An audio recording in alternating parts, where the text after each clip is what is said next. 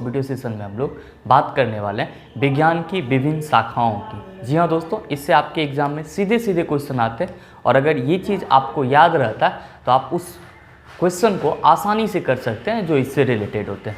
तो आइए आज की इस सेशन की शुरुआत करते हैं और देखते हैं कि वो आपके क्वेश्चन और कंसेप्ट क्या होते हैं। और याद रखिएगा, लास्ट में मैं आपको इससे संबंधित क्वेश्चन भी करवाने वाला हूँ जो आपके एग्जाम के दृष्टिकोण से बहुत ही महत्वपूर्ण होगा। आइए दोस्तों, जब हम लोग विज्ञान की ब्रांचेज की बात करते हैं, शाखाओं की बात करते हैं, तो दोस्तों हम लोग के माइंड में एक सीधा सा ये आता है, कंसेप्ट आता है कि फिज़िक्स, केमिस्ट्री और बायोलॉजी। क्योंकि जनरली हम लोग बचपन से इस चीज़ को पढ़ते आ रहे हैं, फिजिक्स, केमिस्ट्री, बायोलॉजी को।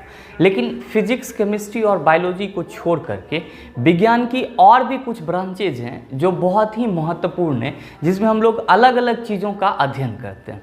दोस्तों एक बात और मैं आपको बता दूं कि विज्ञान की विभिन्न शाखाएं के टॉपिक से रिलेटेड जो आपको क्वेश्चन मिलते हैं, उसमें आपको ज़्यादातर क्वेश्चन या ज़्यादातर जो शब्द होते हैं वो आपको बायोलॉजी से रिलेटेड मिलते हैं। तो मैं इस पे आपको बायोलॉजी के वर्ड को डिफाइन करना चाहूँगा। आप लोग बहुत पहले से इस चीज़ को जान रहे हैं, फिर भी मैं आपको बताना चाहूँगा कुछ वर्ड कि जैसे दोस्तों हम लोग बायोलॉजी की बात करते हैं तो कहते हैं BIOLOGY, बायोलॉजी हम लोग इसको कहते हैं। अब इसमें खास बात क्या होता है कि बायोलॉजी शब्द कह देने से ही हम लोग बायोलॉजी के डेफिनेशन का, परिभाषा का पता लगा लेते हैं। अब आप कहेंगे सर कैसे पता लगा लेते हैं? तो हम लोग क्या कहते हैं कि बायो दो वर्ड से मिलके बना है। पहला आप बायोलॉजी दो वर्ड से मिलके बना है। पहला आपका बायो और दूसरा आपका लॉजी। पहला आपका बायो और दूसरा किससे? लॉजी से। और आपको पता है कि बायो का मतलब होता है लाइफ। बायो का मतलब क्या होता है? लाइफ, जिसको हम लोग जीवन कहते हैं। और लॉजी का मतलब होता है अध्ययन करना। क्या करना? अध्ययन करना। दोस्तों हमको यहाँ पे इस बायो वर्ड से कोई लेना देना नहीं था, मैंने समझाने के लिए आपको यहाँ पे लिखा। मेरे को ये समझाना था कि जो लॉजी है इसका मतलब क्या होता है? अध्ययन होता है। तो अगर किसी भी वर्ड के लास्ट में लॉजी लिखा हुआ रहे तो आप समझ जाएंगे कि उसमें हम लोग किसी न किसी चीज़ का अध्ययन करेंगे। साथ ही साथ दोस्तों एक चीज़ मैं आपको और बता दूँ कि ये जो लॉजी वर्ड है ये आपका किस वर्ड से आया है? तो लॉगस वर्ड से आया है। और इस लॉगस का जो मीनिंग होता है इसको हम लोग लैटिन वर्ड कहते हैं। इसका लैटिन में मतलब क्या होता है? स्टडी करना, अध्ययन करना। तो ये चीज़ समझ गए होंगे कि अगर किसी भी वर्ड के लास्ट में लॉजी लगा हुआ रहे तो उसको हम लोग कहेंगे कि इसमें हम लोग, लॉजी का मतलब होता है अध्ययन करना। अब आइए इसको हम लोग मिटाते हैं और जिस तरह हमने बायोलॉजी को समझा उसी तरह हम अब नेफ्रोलॉजी को समझते हैं। तो लॉजी में तो आप देख ही रहे कि इसमें लॉजी लगा हुआ है तो अध्ययन करना तो होगा ही होगा। अच्छा, अब ये आता है कि नेफ्रोलॉजी का संबंध किससे है? विज्ञान की किस शाखाओं से है? दोस्तों मैं आपको बता दूं कि अगर आपको इस तरह से याद नहीं रहे कि नेफ्रोलॉजी का संबंध गुर्दा के अध्ययन से, किडनी के अध्ययन से है, तो कोई दिक्कत नहीं है। आप बोलचाल के भाषा में कहते हैं ना कि मारेंगे तो फाड़ देंगे, कलेजा, गुर्दा सब। तो फाड़ देंगे तो फाड़ने से तो यहाँ पे फ्रो ले सकते हैं, लेकिन मैं उस चीज़ पे नहीं जाने वाला हूँ, अटपटांग शब्द को नहीं करने वाला हूँ। लेकिन अगर आप बायोलॉजी पढ़ते हैं तो आपको ये पता होगा कि किडनी, जो गुर्दा होता है, उसका काम होता है आपके बॉडी में जितने भी पॉइजनस मटेरियल होते हैं उसको वो प्यूरीफाई करता है। मतलब जो भी द्रव अवस्था में मटेरियल होता है उसको वो क्या करता है? प्यूरीफाई करता है। और गुर्दा की एक संरचनात्मक, या आप कह सकते हो कि उसकी क्रियात्मक यूनिट होती है जिसको हम लोग नेफ्रॉन कहते हैं। गुर्दा की क्रियात्मक यूनिट होती है जिसको हम लोग नेफ्रॉन कहते हैं। और ये नेफ्रॉन आपका गुर्दा में होता है। तो आप नेफ्रोलॉजी से समझ जाएंगे कि नेफ्रोलॉजी का मतलब हुआ गुर्दा का अध्ययन। गुर्दा का अध्ययन। दैट मीन्स क्या कि नेफ्रोलॉजी आपके विज्ञान की वह भाग है जिसमें हम लोग गुर्दा का अध्ययन करते हैं। नेक्स्ट है आपका न्यूरोलॉजी। दोस्तों अब इस चीज़ को कैसे समझेंगे? लॉजी का तो मतलब आप समझ रहे हैं कि अध्ययन करना होता है। न्यूरो से आपके माइंड में आपको याद आ रहा होगा कि न्यूरॉन की तो बात नहीं कर रहे सर। ये बताइए कि न्यूरॉन कहाँ पे होता है? तो आप कहेंगे सर न्यूरॉन हमारे तंत्रिका तंत्र का हिस्सा है और तंत्रिका तंत्र के सारे पार्ट हमारे मस्तिष्क में अवेलेबल है। तो हम लोग कहते हैं कि न्यूरोलॉजी में हम लोग किसका अध्ययन करते हैं? तो मस्तिष्क का अध्ययन करते हैं। किसका अध्ययन करते हैं? तो मस्तिष्क का अध्ययन करते हैं। इस तरह से आप इसको याद रख सकते हैं। नेफ्रोलॉजी तो नेफ्रॉन गुर्दा की क्रियात्मक यूनिट होती है। तो नेफ्रॉन किस में होता है? किडनी में होता है। तो आप इसको गुर्दा को ही हम लोग इंग्लिश में किडनी कहते हैं, तो आप इसको किडनी का अध्ययन कह सकते हैं, कोई दिक्कत नहीं होगा, आराम से होगा। पोमोलॉजी दोस्तों, इसका मतलब होता है फलों का अध्ययन। इसका मतलब क्या होता है? फलों का अध्ययन। एक चीज़ तो आपको याद होगा कि लॉजी मतलब हुआ अध्ययन करना, पोमोलॉजी हम लोग जब फल खाते हैं तो अपने हथेली पे रख के खाते हैं, और हथेली का इंग्लिश वर्ड होता है पाम। तो आप अगर इस वर्ड को यहाँ पे याद रखने के लिए ये चीज़ याद रखें कि हथेली पे रख करके हम लोग फल खा रहे हैं, मतलब पाम पे रख करके हम लोग फल खा रहे हैं, तो ये हुआ कि पोमोलॉजी, पाम तो पोमो, तो यहाँ पे पोमोलॉजी से आप पाम समझ जाएंगे कि, तो आप ये याद रख सकते हैं कि पोमोलॉजी का मतलब होता है फलों का अध्ययन करना। इसके साथ आप ट्रिक क्या याद रख सकते हैं कि हथेली पे रख करके हम लोग फल खाते हैं, और हथेली को इंग्लिश में हम लोग पाम कहते हैं। नेक्स्ट है वायरोलॉजी। आज के समय में इस दौर में खास करके साइंस की इस ब्रांच को कौन नहीं जानता होगा, आप बहुत ही आसानी से इसको जान रहे होंगे। कोविड-19 सबको तबाह किया हुआ, और वुहान का वायरोलॉजी लैब तो आप लोग जान ही रहोगे। वायरोलॉजी का मतलब होता है दोस्त, यहाँ से आप लॉजी अध्ययन करना, और वायर इसको आप वायरस ले सकते हैं। मतलब वायरोलॉजी में हम लोग किसका अध्ययन करते हैं? वायरस का अध्ययन करते हैं। किसका अध्ययन करते हैं? वायरस का अध्ययन करते हैं। उम्मीद कर रहे हैं कि आपको ये सारी चीज़ें समझ में आ रही होगी। बस मैं आपको वर्ड को रिलेट इसलिए कर दे रहा हूँ ताकि आपको चीज़ें आसान हो जाए और आप इसको आसानी से याद रख पाएँ। नेक्स्ट है कॉस्मोलॉजी। दोस्तों कॉस्मो का मतलब होता है ब्रह्मांड। कॉस्मो का क्या मतलब होता है? ब्रह्मांड। और आपको ब्रह्मांड यूनिवर्स जब आप चैप्टर पढ़ते तो उसमें आपको कॉस्मोस ईयर पढ़ना होता है, जिसको हम लोग ब्रह्मांड वर्ष कहते हैं। तो ये ब्रह्मांड से संबंधित है। तो कॉस्मोलॉजी में हम लोग क्या कहते हैं कि ब्रह्मांड से संबंधित अध्ययन, ब्रह्मांड से संबंधित अध्ययन। कॉस्मोलॉजी में हम लोग किसका अध्ययन करते हैं? ब्रह्मांड से संबंधित अध्ययन करते हैं, यूनिवर्स से रिलेटेड करते हैं। पेडोलॉजी दोस्तों, पेडोलॉजी का मतलब होता है मृदाओं का अध्ययन करना, मतलब मिट्टी का अध्ययन करना। लेकिन आप इसको कैसे याद रख सकते हैं? तो आप मेरे को बताओ कि पेडोलॉजी में आपको एक चीज ना दिख रहा है, पेडी, धान।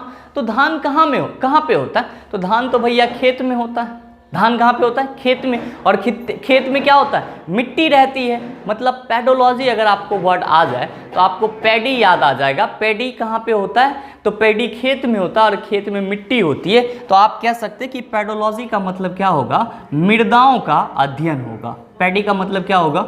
मृदाओं का अध्ययन। मृदा हम लोग मिट्टी को कहते हैं। मृदा किसको कहते हैं? मिट्टी को। चाहे तो आप लोग इसका स्क्रीनशॉट ले सकते हैं, फिर हम लोग अगले पार्ट की चर्चा करेंगे। आइए दोस्तों, अब हम लोग अगले कुछ और पार्ट की डिस्कस करते हैं। आपको दोस्तों यहाँ पे पहला है कार्डियोलॉजी। कार्डियोलॉजी, कार्डियो को आप लोगों ने कभी अपने लाइफ में फील किया है क्या? जब आप किसी पेशेंट के साथ जाते हैं, डॉक्टर आपको ईसीजी टेस्ट लिख देता है। किसका? ईसीजी। ईसीजी इसका फुल फॉर्म होता है इलेक्ट्रोकार्डियोग्राफ। इलेक्ट्रोकार्डियोग्राफ दोस्तों, हमको इससे इतना मतलब नहीं है, सिर्फ ये कार्डियो से है। और डॉक्टर किस चीज़ का ईसीजी करवाने के लिए बोलता है? तो आपके हार्ट का ईसीजी करवाने के लिए बोलता है। इसका मतलब ये हुआ कि कार्डियोलॉजी में हम लोग किसका अध्ययन करते हैं? तो हृदय का अध्ययन करते हैं। किसका अध्ययन करते हैं? हृदय का अध्ययन करते हैं। दोस्तों विज्ञान की शाखाओं में आपको ज़्यादातर टर्म बायोलॉजी से मिलते हैं। हाँ, कुछ अलग इसके भी, कुछ और भी इसके अलग टर्म है जिसका संबंध अलग चीज़ से होता है, लेकिन इसमें ज़्यादातर टर्म आपको किससे मिलेंगे? तो बायोलॉजी से मिलेंगे। कार्डियोलॉजी हृदय का अध्ययन। फोटोलॉजी दोस्तों आप सब समझ रहे होंगे, फोटोसिंथेसिस, प्रकाश संश्लेषण। फोटो का मतलब प्रकाश हुआ, तो इसमें हम फोटोलॉजी है, तो इसमें हम लोग प्रकाश का अध्ययन करते हैं। किसका अध्ययन करते हैं? प्रकाश का अध्ययन करते हैं। इस चीज को आप अपने माइंड में याद रखेंगे। Next numerology. अब ये न्यूमेरोलॉजी क्या है? अच्छा आप बताओ कि संख्या को आप किस चीज से, उसके इंग्लिश वर्ड को क्या कहते हो आप? नंबर कहते हो या न्यूमेरल कहते हैं? तो यहाँ पे जो न्यूमेरा है उसका मतलब हुआ संख्या, और लॉजी का मतलब हुआ अध्ययन। तो आप कह सकते हो कि न्यूमेरोलॉजी में हम लोग संख्याओं का अध्ययन करते हैं। किसका अध्ययन करते हैं? संख्याओं का अध्ययन करते हैं। इस चीज को आप याद रख सकते हो। नेक्स्ट है दोस्तों गायनिकोलॉजी। गायनिकोलॉजी इसका मतलब होता है स्त्री रोग का अध्ययन। स्त्री रोग का अध्ययन। दोस्तों ये बहुत ही इंटरेस्टिंग सा वर्ड है, इसमें से आपको हर इंसान एक न एक बार इनके पास जाता है, गायनकोलॉजी के पास। अब देखो कि गायनकोलॉजी क्या होता है, जैसे आप डॉक्टर का बोर्ड देखे होंगे, जो लेडीज डॉक्टर होते हैं उसके बोर्ड पे गायनकोलॉजिस्ट लिखा हुआ रहता है। तो गायनको, यहाँ पे गायन का मतलब स्त्री होता है, गायन का मतलब क्या होता है स्त्री, और लॉजिस्ट मतलब स्त्री रोग का अध्ययन करने वाले को हम लोग गायनकोलॉजिस्ट कहते हैं। या कोई भी डॉक्टर के बोर्ड पे अगर आपको गायनकोलॉजिस्ट लिखा हुआ मिल जाए तो आप समझ जाएंगे वो डॉक्टर स्त्री रोग विशेषज्ञ होगा, या उन्होंने स्त्री रोग पे बहुत ज़्यादा अध्ययन करा होगा। नेक्स्ट है दोस्तों माइकोलॉजी। दोस्तों कुछ ऐसे भी टर्म होते हैं जो आपके डेली लाइफ से रिलेट ही नहीं कर पाते। तो माइकोलॉजी में हम लोग किस चीज़ का अध्ययन करते हैं, तो मैं आपको पहला बताऊं कि माइकोलॉजी में हम लोग कवक का अध्ययन करते हैं। किसका अध्ययन करते हैं? कवक का, फंगी का। अब आप कहेंगे कि सर इसको याद कैसे रखें, क्योंकि आपने यहाँ पे माइकोलॉजी भी लिख दिया है और फाइकोलॉजी भी लिख दिया है। तो माइकोलॉजी में हम किसको देखेंगे और फाइकोलॉजी में हम लोग किसको देखेंगे?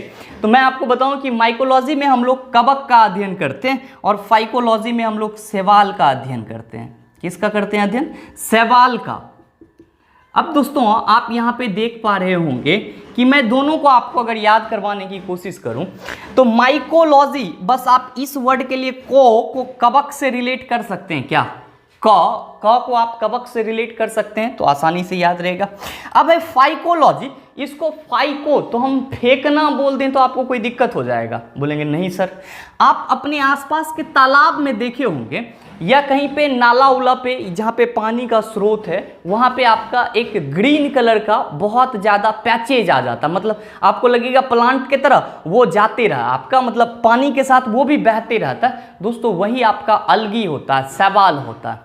तो आप क्या कहते हैं कि नाला को साफ करने के बाद आप उस शैवाल को फेंक देते हैं। नाला को साफ करने के बाद आप उस शैवाल को, अलगी को क्या करते हैं? फेंक देते हैं। तो शैवाल को फेंकना, तो फेंकना से आप फाइकोलॉजी याद रख सकते हैं। तो फाइकोलॉजी किसका है? शैवालों का अध्ययन है। अब यहाँ माइकोलॉजी में आपको मैंने डिफरेंस बता दिया। अगर आपसे क्वेश्चन इससे हो कि शैवालों का अध्ययन किससे किया जाता है तो उसमें दोस्तों आपका फाइकोलॉजी और माइकोलॉजी हो सकता है, दोनों होगा। तो शैवाल जब रहे तो आप समझ जाना कि शैवाल जो नाला या पानी के सोर्स पे ग्रीन कलर का पैचेज होता है उसी को हम लोग हरित शैवाल बोलते हैं, और वो आपके लाइफ के लिए जरूरी नहीं है, उसको आप बाहर फेंक रहे हो।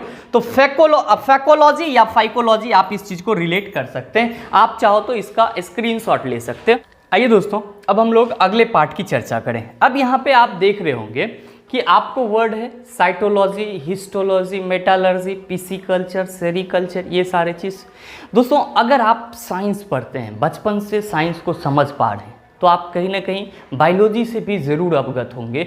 और अगर आप एक अच्छा स्टूडेंट हैं तो बायोलॉजी में आपको सेल के बारे में बहुत ज़्यादा नॉलेज होगा। क्या आप सबों को पता है कि कोशिकाओं के अध्ययन को ही हम लोग साइटोलॉजी कहते हैं?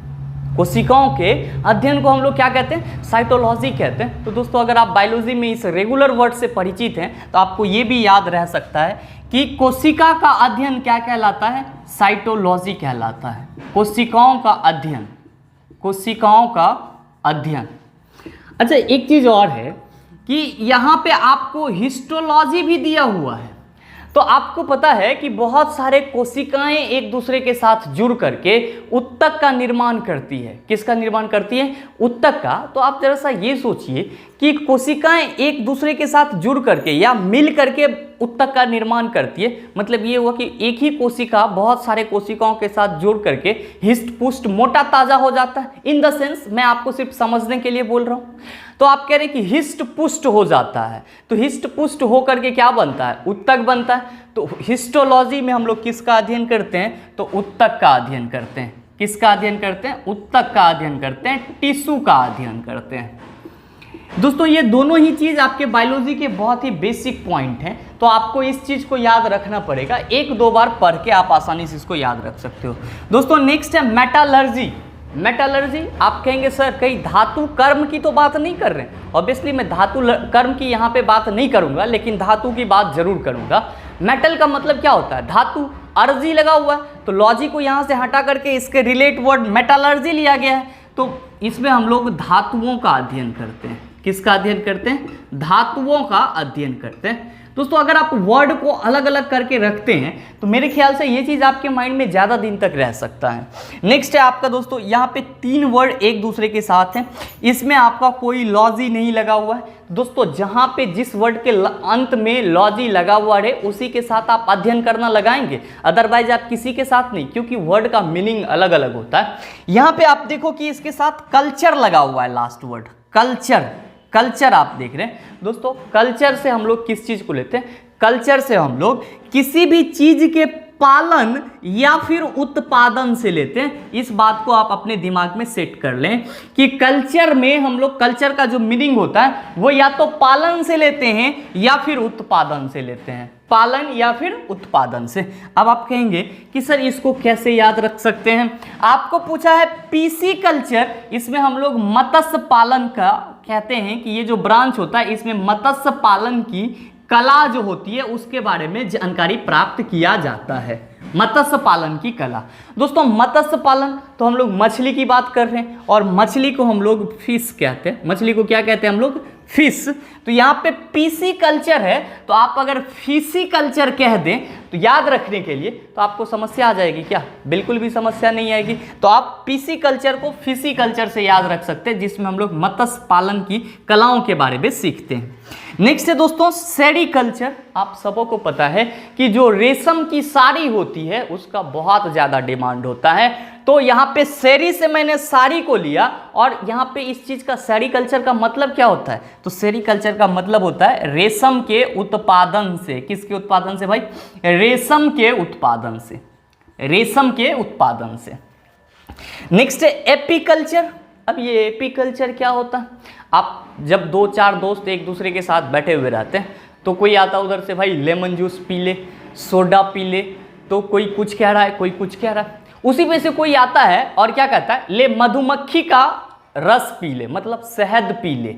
तो आप पी ले मधुमक्खी का शहद पी ले। कोई दोस्त एक्स्ट्रा आके आपके पास कह रहा है, मधुमक्खी से यहाँ पे पी आप याद रख सकते हैं।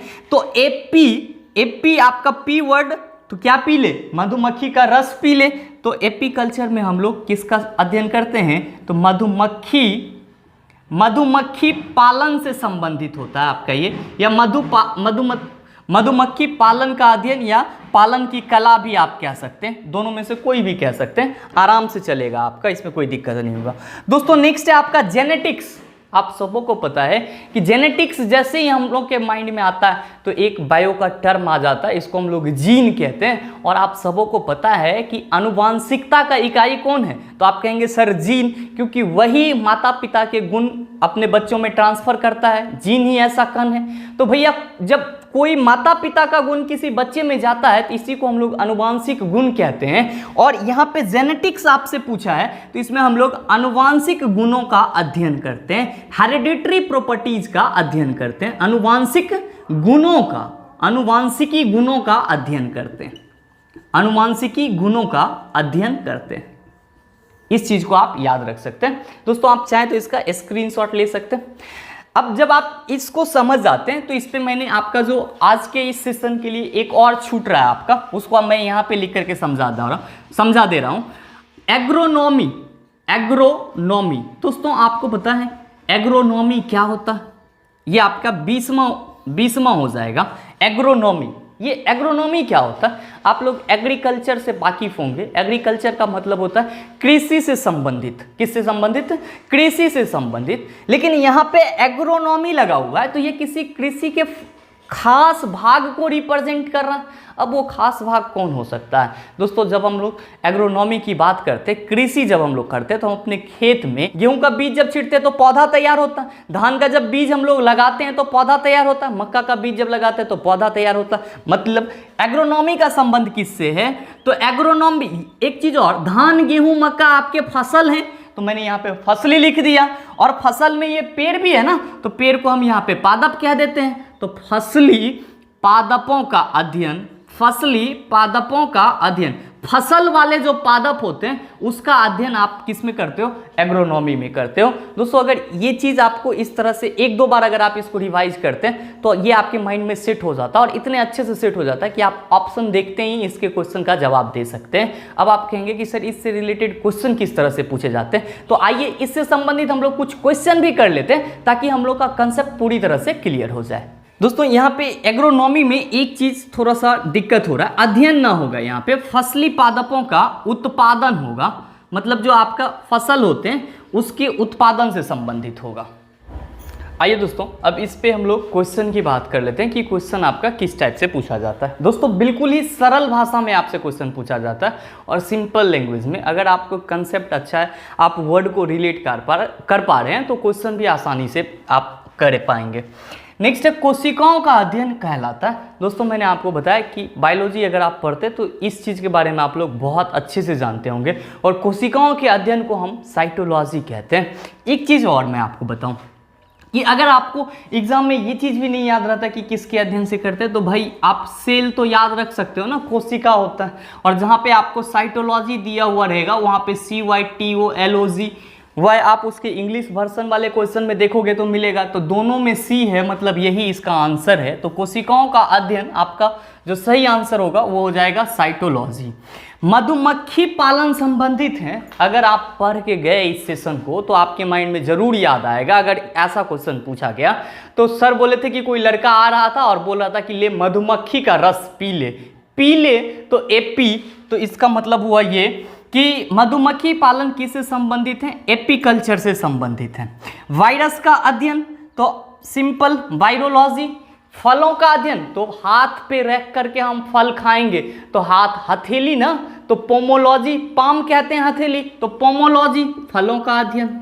कार्डियोलॉजी संबंधित है, जस्ट मैंने आपको बताया कि डॉक्टर कह रहा है कि आप जाइए अपने हार्ट का ECG करवा के आइए, इलेक्ट्रोकार्डियोग्राफ हार्ट का करवा के आइए, तो ये हृदय रोग विज्ञान से संबंधित है। दोस्तों इस पे कुछ और क्वेश्चन लेते हैं, आप चाहें तो इन सारे क्वेश्चन का स्क्रीनशॉट भी ले सकते हैं। आइए दोस्तों कुछ और क्वेश्चन को हम लोग देखते हैं। आपका 6ठा नंबर क्वेश्चन क्या कहता है, मत्स्य पालन संबंधित है। मत्स्य का मतलब क्या होता है, मछली होता है, और मछली को हम लोग फिश कहते हैं। फिशिकल्चर मतलब क्या, पीसी कल्चर। तो आपके ऑप्शन में जहां भी पीसी कल्चर रहेगा आपको खुद ध्यान चला जाएगा, उस पर आप टिक कर सकते हो। आपका नेक्स्ट धातु विज्ञान संबंधित है, धातु मतलब मेटल, तो मेटलर्जी। अब शैवालों का अध्ययन कहलाता है। अभी जस्ट मैंने आपको बताया था पिछले क्लास में कि आपके पास दो चीज़ हैं, माइको और फाइको, और इसके दोनों में आप लॉजी लगाते हो। तो माइकोलॉजी और फाइकोलॉजी, हमने बोला था कि शैवाल का मतलब अलगी होता है। अलगी आपके वाटर सोर्स में होता है, तो शैवाल उसको हम लोग निकाल के साफ करते हैं तो बाहर फेंकते हैं, मतलब फाइकोलॉजी। शैवाल का अध्ययन क्या कहलाता है, फाइकोलॉजी कहलाता है। माइकोलॉजी में मैंने आपको क से कवक याद रखने को बोला था, तो आपको दो ही वर्ड तो कंफ्यूज करते हैं, माइकोलॉजी और फाइकोलॉजी। तो इस चीज को आप ध्यान देंगे और आपको क्वेश्चन के साथ ऑप्शन पे भी इस पे फोकस करना होगा। समस्त ब्रह्मांड का अध्ययन कहलाता है, कॉस्मोलॉजी। एक और क्वेश्चन इस पे देख लेते हैं, आप चाहें तो इसका स्क्रीनशॉट ले सकते हैं। आइए दोस्तों अब हम लोग नेक्स्ट, कवकों का अध्ययन क्या कहलाता है। आपका जो इस सेशन का लास्ट क्वेश्चन है उसमें ये पूछा है कवकों का अध्ययन क्या कहलाता है। अभी जस्ट मैंने आपको बताया कि फंगी का अध्ययन आपसे पूछे, कवकों का अध्ययन पूछे तो आप सिंपल वर्ड में याद रखेंगे माइकोलॉजी को। दोस्तों इस पे आपको एक दो बार थोड़ा सा ध्यान केंद्रित करके देखना होगा, तब आप इसको आसानी से समझ जाएंगे। एक चीज़ और मैं आपको बता दूं कि कवकों का अध्ययन अगर इस टाइप का क्वेश्चन पूछा जाएगा तो आपके माइंड में माइको और फाइको का कंफ्यूजन रहेगा, तो फाइको से फेंकना याद रखिएगा, और फेंक हम लोग सिर्फ सवाल को कर सकते हैं। तो अगर क्वेश्चन में सवाल रहे तब आप फेंकना यूज कीजिएगा, और क्वेश्चन में अगर कवक रहे तो आंख मूंद करके आप माइकोलॉजी को टिक कीजिएगा, आपका सही आंसर होगा। उम्मीद करते हैं दोस्तों यहाँ तक की सारी चीज़ें आपको अच्छे से समझ में आई होगी। आपको समझ में आई या कोई दिक्कत हुई आप कमेंट जरूर कीजिएगा कि आपको क्या समझ में आई और क्या ना समझ में आई। और अगर आपको वीडियो पसंद आए तो वीडियो को लाइक कीजिएगा, शेयर कीजिएगा और चैनल को सब्सक्राइब करके बेल आइकन दबा लीजिएगा, ताकि आपको इस तरह के एग्जाम रेलेवेंट वीडियो आपके पास सबसे पहले पहुंचे और आप उस एग्जाम रेलेवेंट वीडियो का अपने एग्जाम तैयारी में भरपूर फायदा उठा पाए। चलिए मिलते हैं हम लोग फिर अगले सेशन में, तब तक के लिए थैंक यू।